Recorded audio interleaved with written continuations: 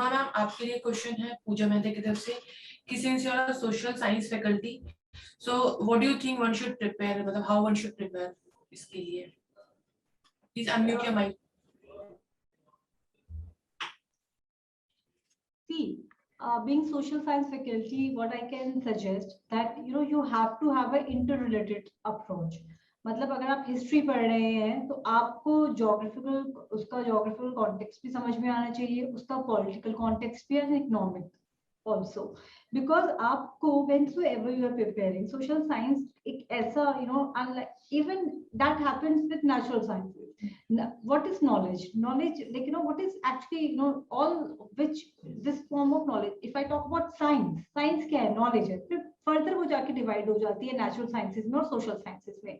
तो natural sciences in itself what it tells us about the knowledge about like physical things around us जो हम देख सकते हैं, और सोशल साइंस क्या है, वो इनटेंजिबल थिंग्स है जो हम नहीं देख सकते हैं, बट ये इंटीग्रेटेड है. अगर आप ग्रेविटी समझ रहे हैं like that is a natural science topic, but वो क्यों समझ रहे हैं, वो आप किसी और के लिए तो नहीं समझ रहे हैं, वो आप हम इंसानों के लिए समझ रहे हैं, क्योंकि भी ग्रेविटी का एक हमारा एक अपना एक रोल है उसमें और हमसे ही रिलेटेड है. तो कोई भी, जैसे कि दिव्या ने और सर ने बताया, कुछ भी अलग नहीं है, एवरीथिंग इज इंटीग्रेटेड. तो अगर सोशल साइंस को आपको बहुत उसको अपना एक फोकल पॉइंट बनाना है, आपको स्ट्रॉन्गेस्ट पॉइंट बनाना है, तो सबसे पहले तो यही समझना छोड़ना होगा कि सब कुछ अलग है, सब कुछ एक है, प्रीलिम्स एक है, मेंस एक है, आपका पीटी एक है, आपकी पर्सनालिटी एक है, सारी चीज बाकी. फिर सोशल साइंस में आपको यू स्टार्ट विद एनसीईआरटी. आप 6th स्टैंडर्ड से लेके 12th स्टैंडर्ड तक जो हमारी इनफैक्ट 10th अगर मैं बोलूं 11th 12th तो थोड़ा फिर भी आपका ह्यूमैनिटीज लेवल आ जाता है, लेकिन 6th to 10th आप पहले एनसीईआरटी को अपना एक बहुत बहुत मेन होल्ड बनाइए, उसको बहुत स्ट्रॉन्ग होना चाहिए आपका, क्योंकि एनसीईआरटी से आपके बहुत सारे प्रीलिम्स के क्वेश्चन सॉर्ट आउट हो जाते हैं. और then do not keep in your mind कि आपको प्रीलिम्स क्लियर करना है, just think that NCERT will make your roots very strong. तो एनसीईआरटी से आपका रूट बहुत स्ट्रॉन्ग होगा और वो बेसिक है.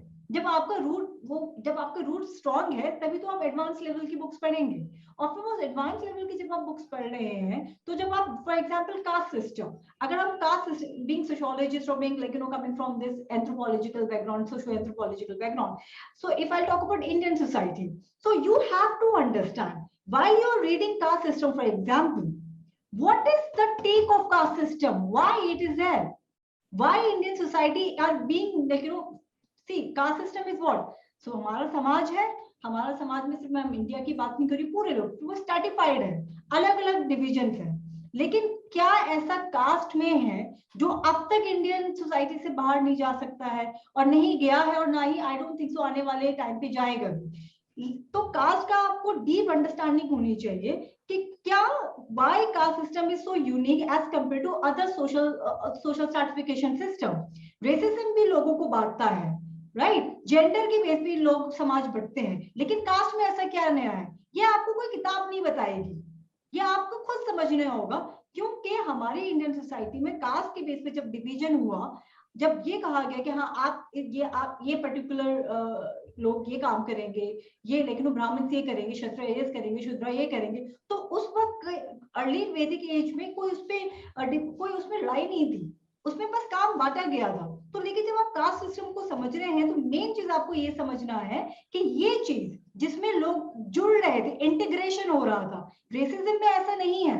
अगर हम रेसिज्म में देखेंगे, अगर रेसिज्म की हम स्टार्टिंग देखेंगे, तो रेसिज्म में जब रंग के वजह से लोगों को सब्जुकेट कर रहे थे, डिस्क्रिमिनेट कर रहे थे, तो जो सब्जुकेट हो रहा था उसको पता था कि उसके ऊपर अत्याचार हो रहा है, उसके साथ गलत हो रहा है. लेकिन हमारे समाज में, हमारे सभ्यता में कास्ट सिस्टम गलत नहीं था, वो क्योंकि एक रिलीजियस सेक्शन से हमने उसको मान लिया कि ठीक है, ये हमारे हमारे एंसेस्टर करते आ रहे हैं और इससे हम लोगों को फाइट नहीं है. अगर मैं caste system is actually come from varna system. And what is varna? It is quality. अगर मैं इंटेलेक्चुअल हूं, वो तो फिर this is what Socrates is saying. अगर आप प्लेटो का रिपब्लिक पढ़ेंगे, तो रिपब्लिक में क्या बता रहे हैं एजुकेशन सिस्टम में, कि जिसका जो रोल है वो काम करे. अगर मैं क्षत्रिय अच्छी बन सकती हूँ, अगर मैं वॉरियर अच्छी बन सकती हूँ, तो ठीक है, मैं वॉरियर बन के अपने देश के लिए काम करूं. अगर मैं सर्विस क्लास में बन के, गार्बेज कलेक्टर बन के अपना काम अच्छे से कर सकती हूँ, तो मैं वो काम करूं.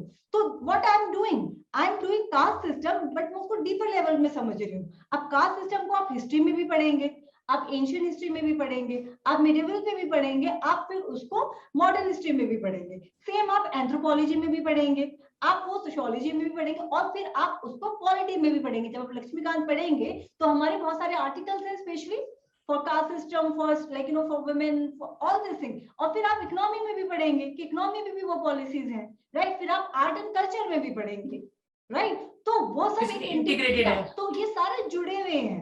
तो सबसे पहले तो अपने आप को ये सोचना है कि कुछ भी अलग नहीं है।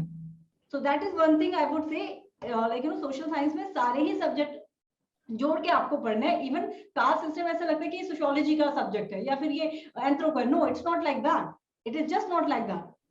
सो आई जस्ट वुड से कि आपको इंटरकनेक्टेड होके ही पढ़ना पड़ेगा और अपने थॉट प्रोसेस बहुत क्लियर रखने पड़ेंगे, जो कि आपको दूसरे एस्पिरेंट से दूर कर, यू नो, डिफरेंट बनाएगा।